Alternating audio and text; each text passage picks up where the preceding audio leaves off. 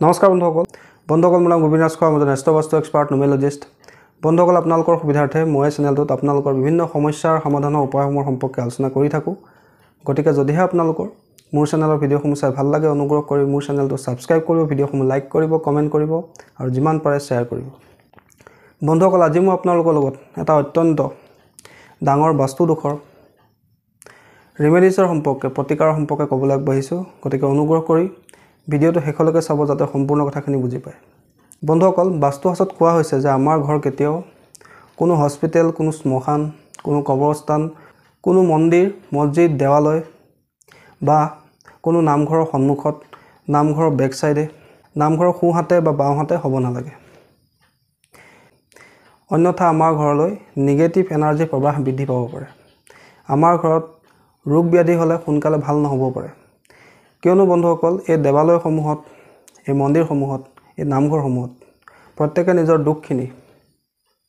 ভগৱানৰ ওচৰত গৈ পেলাই কয় নিজৰ সমস্যাখিনি নিজৰ দুখখিনি নিজৰ কাৰ্মিক ডেপ্থখিনি এই দেৱালয়সমূহত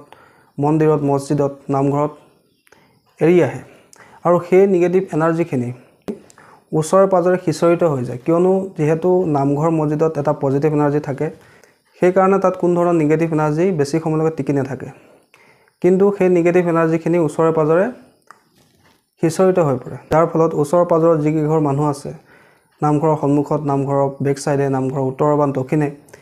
সেই ঘৰৰ ব্যক্তিসকল নানান সমস্যা হয় কাৰোবাৰ স্বাস্থ্যৰ সমস্যা কাৰোবাৰ কেৰিয়াৰ সমস্যা কাৰোবাৰ পাৰিবাৰিক সমস্যা বা আয় উন্নতি লাভৰ ক্ষেত্ৰতো সমস্যা হয় বন্ধুসকল এইটো এটা অত্যন্ত ডাঙৰ সমস্যা এতিয়া কথা হ'ল যে আপোনাৰ ঘৰটো নামঘৰ বা মন্দিৰৰ সন্মুখত আছে বা নামঘৰ বা মন্দিৰৰ সোঁ সাইডে বা বাওঁ সাইডে আছে এতিয়া আপুনি ঘৰখনটো সলনি কৰিব নোৱাৰে সেই বাস্তু দোষৰ প্ৰতিকাৰ হিচাপে আপুনি কি কৰিব লাগে বন্ধুসকল কথা হ'ল এই সমস্যাটো সমাধান কৰিবৰ কাৰণে আপোনালোকে আপোনাৰ ঘৰৰ পৰা এনেকৈ আপুনি ঘৰৰ চোতালৰ পৰা ঘৰৰ সন্মুখৰ পৰা মন্দিৰ ভাগ বা ৰাজহুৱা মন্দিৰ ভাগ বা ৰাজহুৱা নামঘৰ ভাগ নেদেখাকৈ ওখকৈ বেৰা দি দিব লাগে বাঁহৰ বেৰাও দিব পাৰে বা আপোনালোকে পকা ৱালো নিৰ্মাণ কৰিব পাৰে যাতে আপোনালোকৰ ঘৰ আৰু ৰাজহুৱা নামঘৰৰ মন্দিৰৰ মাজত এটা যাতে ষ্ট্ৰং বাউণ্ডাৰী থাকে ওখ বাউণ্ডাৰী থাকে যাতে আপুনি শুই উঠিয়ে ঘৰৰ পৰা ওলাই বা চোতাললৈ আহিয়ে যাতে এই ৰাজহুৱা মন্দিৰ ভাগ বা নামঘৰ ভাগ আপুনি দেখা নাপায় তাৰোপৰি এই সমস্যাৰ প্ৰতিকাৰ কৰিবৰ কাৰণে আপোনালোকৰ ঘৰৰ গেটৰ দুই কাষে হনুমান দেৱতাৰ দুখন ফ্লেগ লগাই ৰাখিব যাতে কোনো কাৰণতে কোনো নিগেটিভ এনাৰ্জি আপোনাৰ ঘৰত বাৰীত প্ৰৱেশ কৰিব নোৱাৰে তাৰোপৰি আৰু এটা ডাঙৰ সমস্যা হ'ল যে বহুতৰে ঘৰৰ সন্মুখত ইলেক্ট্ৰিচিটি পোষ্ট থাকে কাৰেণ্টৰ ট্ৰেন্সফৰ্মাৰ থাকে বন্ধুসকল যদি আপোনাৰ ঘৰৰ সন্মুখত বা আপুনি মেইন দুৱাৰখন খোলা মাত্ৰকে কাৰেণ্টৰ পোষ্ট দেখা পায় সন্মুখত ট্ৰেন্সফৰ্মাৰ দেখা পায় তেন্তে সেই ঘৰখনৰ কাৰণে কিন্তু কোনো কাৰণতে সেই বস্তুটো ঠিক নহয় কিয়নো সেই ঘৰখনৰ ব্যক্তিসকল লাহে লাহে শ্বৰ্ট টেম্পাৰ্ড হ'বলৈ আৰম্ভ কৰিব যদিহে আপোনাৰ ঘৰৰ মুখ্য দুৱাৰৰ সন্মুখতে কাৰেণ্টৰ পোষ্ট আছে বা ট্ৰেন্সফৰ্মাৰ আছে